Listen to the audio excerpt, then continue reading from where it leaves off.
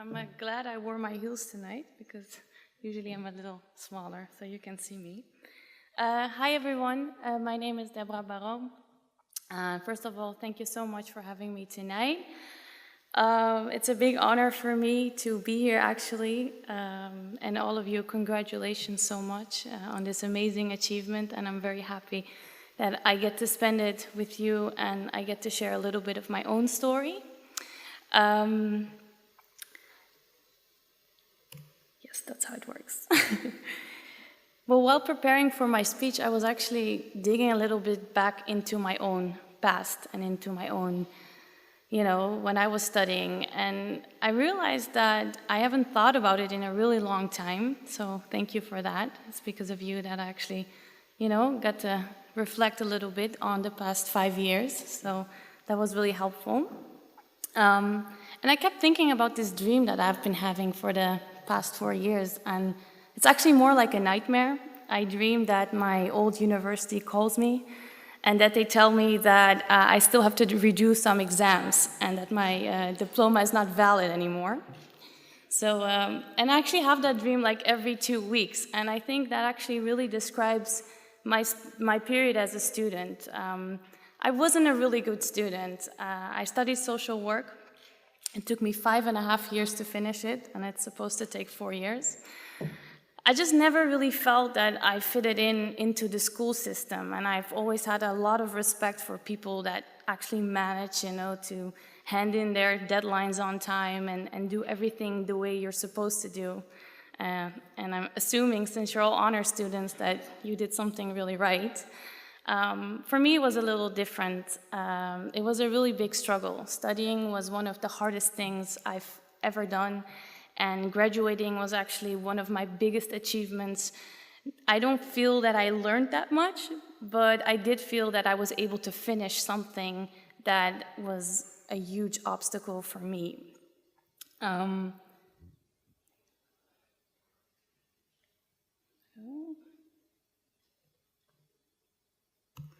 Now, I had one big motivation. Yes, anxiety as motivation. Well, for me, when it came to my 3rd year of my studies, I had to do an internship. And the internship was about to be 1 whole year. That's a very long time to commit to an organization or to anything, actually. 1 year is a long time. And I thought, how am I gonna do this? How am I gonna do 5 days a week, a 9 to 5? How am I felt so scared. And in the preparation to that, I realized that if I wanna be able to keep up with this, I'm gonna have to find something that I'm very interested in. I have to find some kind of internship that's actually, it's really gonna motivate me to do it. And I've always been very interested in conflict resolution. And since I was studying social work, it was a really good combination of the two of them. And I decided to find an internship that really, really made me want to get up in the morning, and I would want to be excited about going there. And so I searched around, and I found a really nice organization in the Middle East, in Tel Aviv. Now, I was quite scared about doing something like that because it's like a huge step. I was moving abroad. And I found an organization that focuses on dialogue between Israelis and Arabs. And I thought, this is something I think I can do for 1 year. So I sent them an email, and they told me, okay, you can come, you can do your internship here. And I became responsible for organizing workshops like that. So we would have a gathering with a group of 30 people from all different walks of life. And we would come together, and it would look something like this. And we would sit around in a circle, and we would talk about very normal things. And the meetings were never really focused on any of the politics that were going on in the country. It was very much just focused on people's personal stories. And I remember, this is actually during one of these meetings, that there was a Palestinian lady, and she got up and she said, "I want to share my story with all of you." And she started to talk about how she had been in an abusive relationship, and that she finally had decided to file for divorce.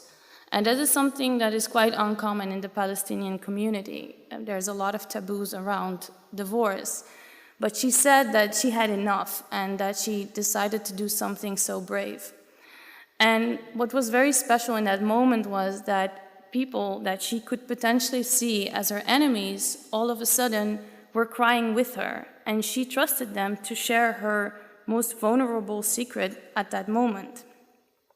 And for me, that was the first time where I realized, like, okay, so this storytelling thing, that's very powerful, you know? We read about a lot of things, especially about the Middle East, in the news, in the media, but it's really hard to grasp if you see numbers. But once you hear someone's story, it becomes very real. When you see a face, it's actually right in front of you.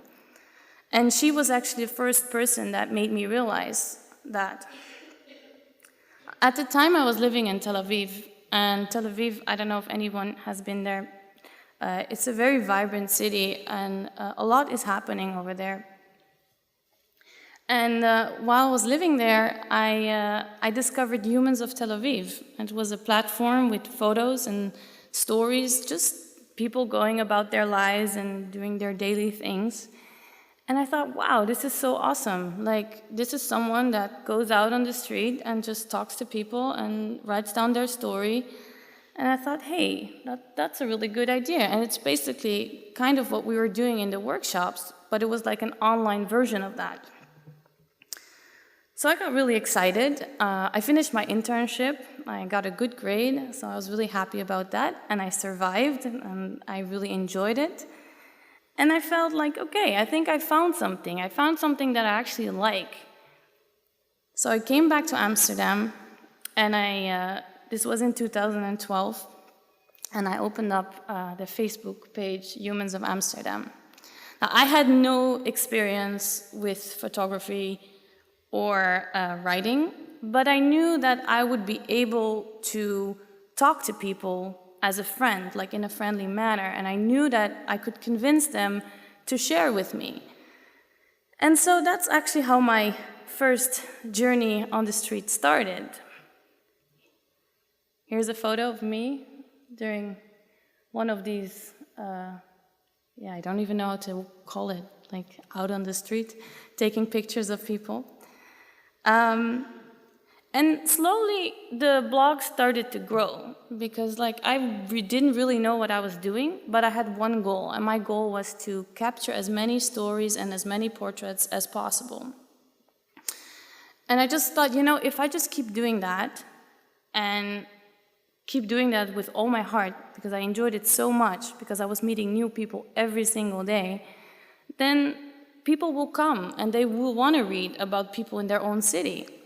And that actually happened. So slowly, people started to follow the blog. And in the first year, I gained 10,000 followers on the page, which I was very proud of. It was amazing to me that I could write a story and that someone else on the other side of the world could respond to that and be impacted by that.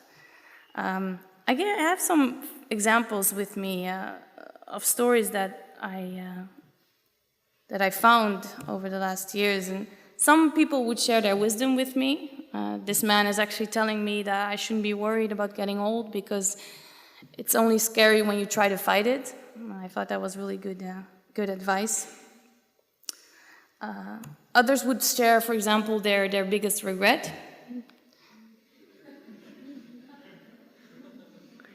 He was actually working, and he slept like 2 hours, I think, and he was like, I don't know if it was worth it. And actually what is funny is that there's a comment under it, and that's what I'm talking when I say community. There's someone responding, say, next time pop a paracetamol with 2 glasses of water before you go to sleep, have breakfast with a Coca-Cola and a bag of crisps, you'll be right as rain. So it's kind of that community of people from all over the world that actually care about each other, and to me it's fascinating. And then there's others that, I'll ask them about their life goals.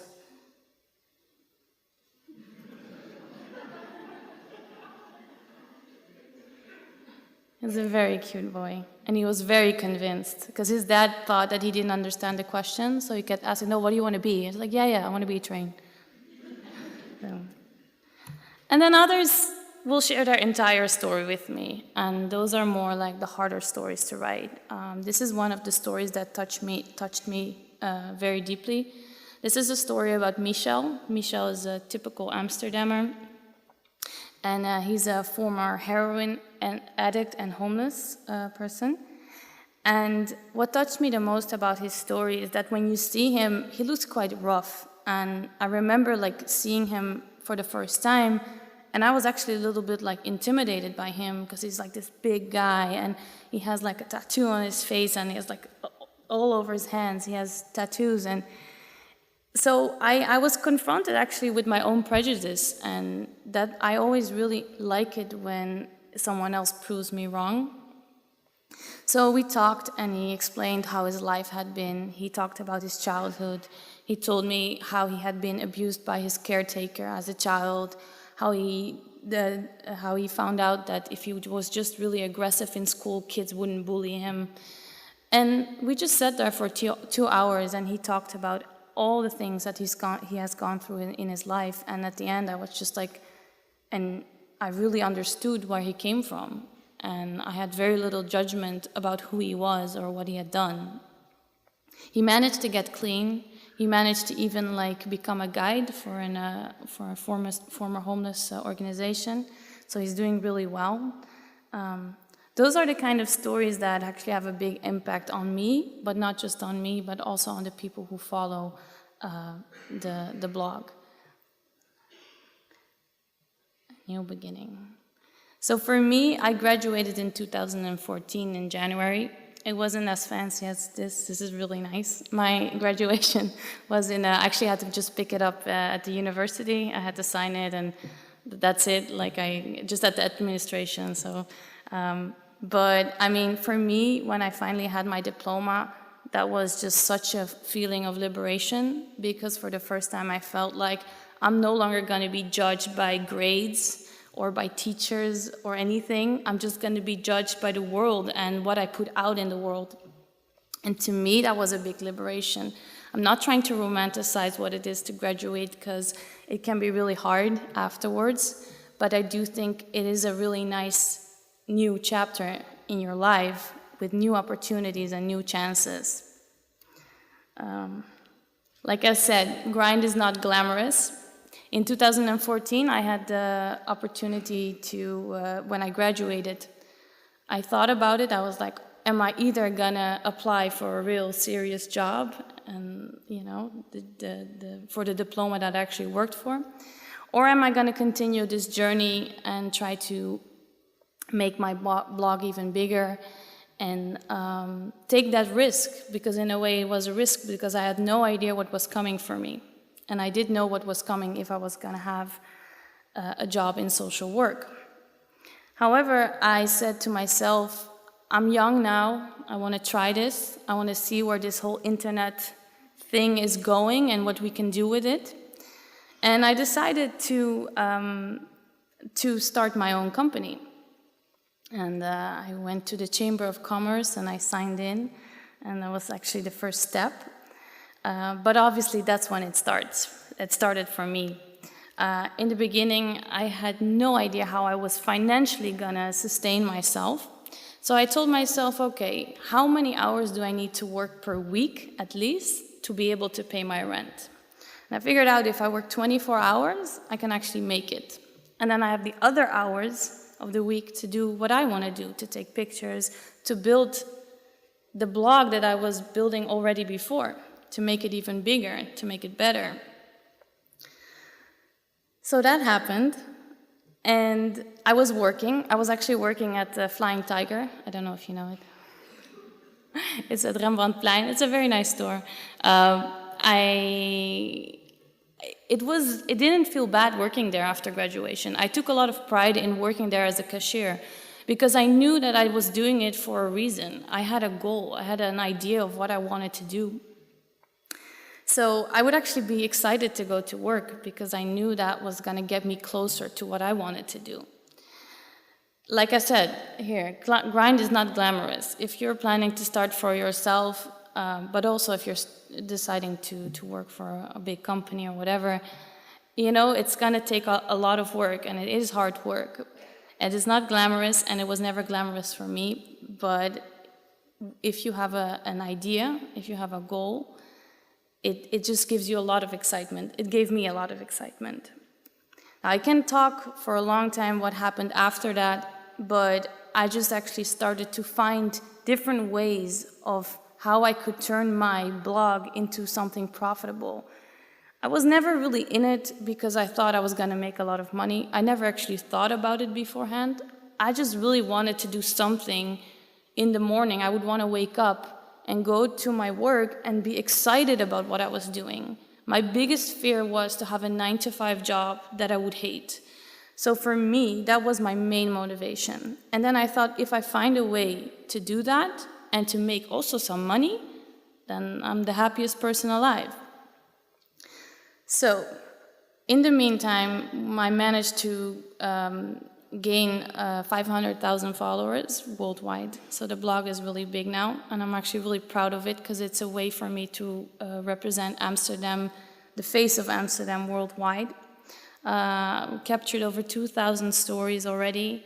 I published a book, this one, with National Geographic, which is insane to me because like I said, I still don't really feel like a photographer, even though I do work as a photographer. So to be taken serious by a brand like National Geographic is amazing.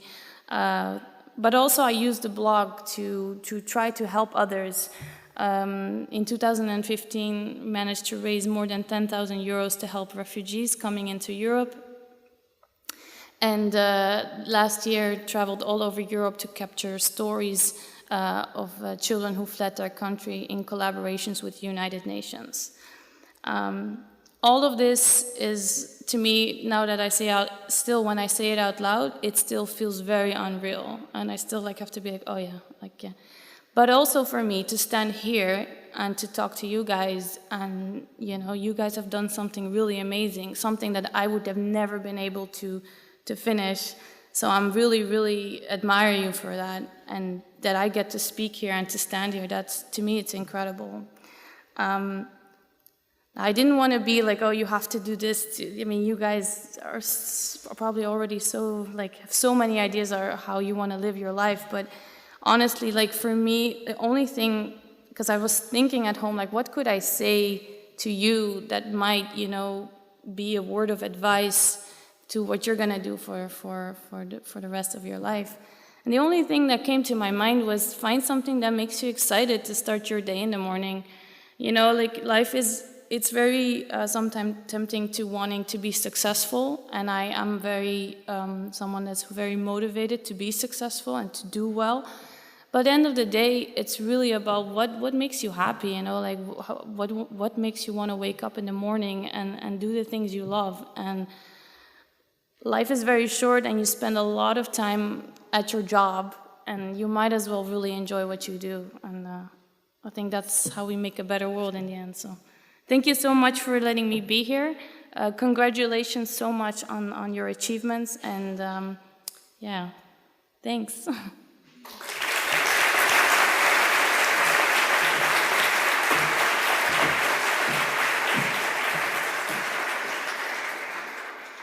Thank you so much, Debra. And I wanted to say that I really admire the way Debra tells other people's stories. And I think her speech really motivated us to do something we really love.